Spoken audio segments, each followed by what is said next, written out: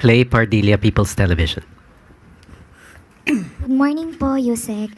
Yusek, even former presidential advisor Attorney Panelo believes that Attorney Harry Roque is not a victim of political persecution and it appears daw po that he is a pogo lawyer and was encouraged to go home. Si Attorney Roque naman po sinabing nag-aaksaya daw po ng pera ang gobyerno para sa paghahanap po sa kanya dahil bumuo pa po ito ng tracker team. May we know po your response? Thank you. Mukhang si Attorney Harry Roque.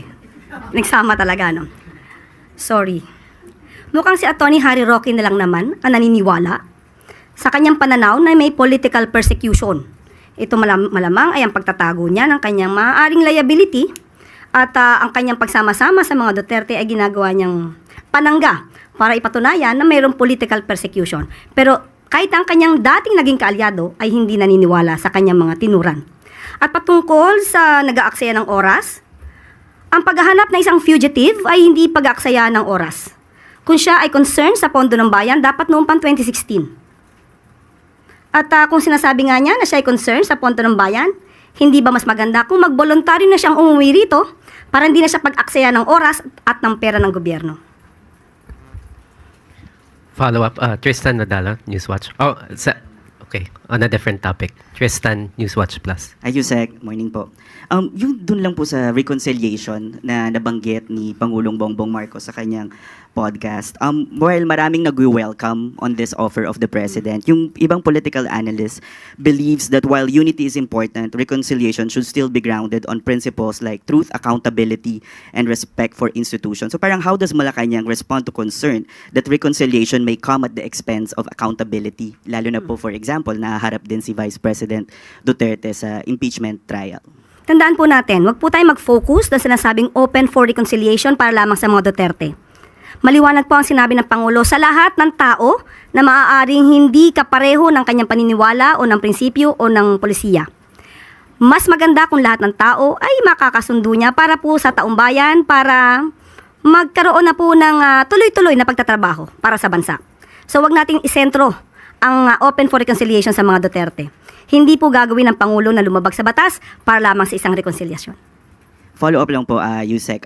Siguro po, no, parang it's an open for all. Pero yung sabi naman po ng mga kaalyado ni dating Pangulong Duterte like Harry Roque and Panelo saying that reconciliation is only possible if the President takes steps to bring former President Rodrigo Duterte back to the country. Ito po ba ay anong response po ng Malacanang dito sa comment nila? Tandaan po natin, hindi po magpapahawak sa leeg at hindi po magpapadikta ang Pangulo sa mali. Hindi po tatalikuran at babaliktarin ng Pangulo ang batas para lamang pagsilibihan ang personal na interes ng iilan. So, tandaan po natin, lagi pong sa batas ang Pangulo. Kaibigan o batas? Batas pa rin po ang pipiliin ng Pangulo. Eden Santos, Net25.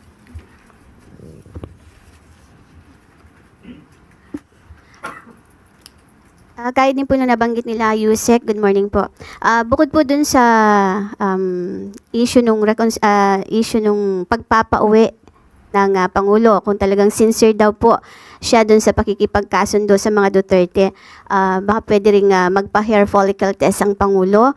May mga condition po para lang maipakita daw yung sinceridad po ng ating Pangulo dun sa kanyang pakikipag-reconcile or pakikipagkasundo sa mga Duterte. Ano pong reaction ng Malacanang dito? Ulit-ulit, paulit-ulit, uulit-ulitin ko, uulit-ulitin natin. Peke, ang video na siyang pinespread or isiniwalat itong si Atty. Harry Roque. Dapat pa natin siyang paniwalaan o ulit-ulitin ko, paulit-ulit na lamang siya? Yusek, follow-up lang po. Hindi naman din po batay dun sa video lang yung panawagang magpa-hair follicle test ang Pangulo. Bukod po doon, medyo... Paulit-ulit po ulit? Hair follicle test po ulit? Ayun po yung ilan sa tingin nyo ba meron silang karapatang magbigay ng kondisyon kapalit nung sinasabi po ng Pangulo natin na para makipagkasundo? Ang pakikipagkasundo po ay para sa taumbayan, hindi para sa personal na interes ng iba. Alalahanin po natin, maliwanag, uulit-ulitin ko ang sinabi ng Pangulo, sa lahat ng tao, gusto niya pong makipagkasundo para magkaroon ng stability, magampanan ang dapat magampanan at hindi madiskaril ang trabaho ng gobyerno. Ayaw po niya ng away. So, ang awayan na to, ang siya nagpapabagal sa trabaho ng gobyerno dahil puro paninira. Puro fake news na natatanggap ng Pangulo. So, ang pakikipagkasundo sa lahat, hindi lamang para sa mga Duterte, ay tama lang po na gawain ng Pangulo bilang ama ng bansa. Magsasakripisyo na siya kahit siya na po yung sinisiraan. Kahit siya na po yung binibigyan ng maling kwento at binibigyan at ginagawa ng peke na video. Yan po ang dapat na gawin talaga ng isang ama ng bansa. Salamat po. Follow-up, Ivan Mayrina, GMA Integrated News.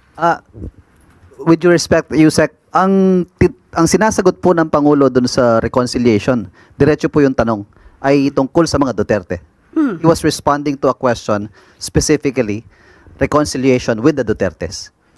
Kaya nga po sinabi niya, opo, kasama ang mga Duterte. Pero wag natin pong isentro sa mga Duterte. Dahil ang sinabi niyang sumunod ay gusto niya pong makipagkasundo sa lahat ng tao. Ito po yung sinabi niya. Ayaw ko ng gulo, gusto kong makasundo ang lahat ng tao. Mas maganda. So, kung isa pong parte ang pakikipagkasundo sa mga Duterte, maganda po yun.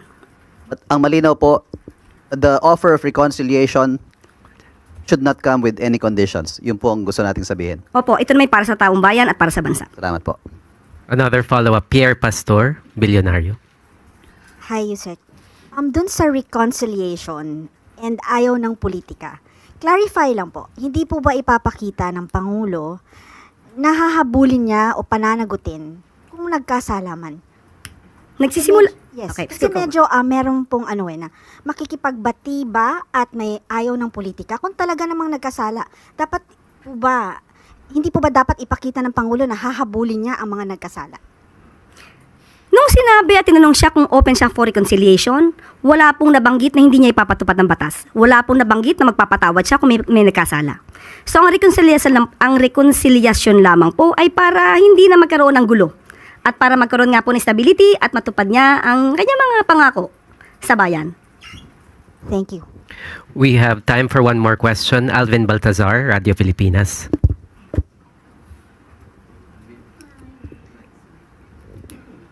Yusek, on other matters naman. May latest ba sa OWA after ng pagkakatanggal kay Mr. Arnel Ignacio? Is there any development sa agency? Opo, sinabi po natin na si former OWA Administrator Arnel Ignacio, hindi po siya nag-resign, siya po ay tinanggal. Dahil sa mga anomalyang nabanggit na po ito ni Secretary Hans Kakdak. At maliban po dyan, mayroon pa pong isa na makakasama, ang Deputy Director na si Emma Sinclair. Pareho po silang tinanggal, hindi po sila pinag-resign. Ito lamang po ay isang senyales, maaari nating sabihin na ito ay panawagan ng Pangulo sa lahat ng mga nagtatrabaho sa ilalim niya. Nagampanan ninyo ang inyong trabaho. Huwag tanggalin ang pangluloko o lokohan sa inyong pagtatrabaho dahil hindi po mangingim ang Pangulong tanggalin kayo sa pwesto. You will all be fired kapag hindi nyo tinupad ang inyong mga obligasyon sa bayan. Thank you very much, Yusek Claire. At bago po tayo magtapos, isa naman pong good news. Gusto niyo okay, ito maganda to Gusto niyo po bang maranasan kung paano magtrabaho sa gobyerno? Kung kayo ay college graduate, mukhang hindi na kayo pwede, overqualified, mula 18 hanggang 25 taong gulang, mas lalong hindi. Nasa junior, nasa junior or senior college level sa darating na pasukan, at mas mababa sa latest regional poverty threshold ang kinikita ng inyong pamilya. May pagkakataon po kayong sumali sa Government Internship Program o GIP ng Department of Social Welfare and Development. 75 ang available internship slots sa bawat DSWD field office, habang 35 intern naman ang tatanggapin sa central office sa Quezon City. Tatanggap ng katumbas na 75% ng regional minimum wage as of November 2022 ang mga intern na kailangang makapagsilbi ng 30 working days. Sa mga interesado, ano pang hinihintay nyo? Apply na. Maraming salamat.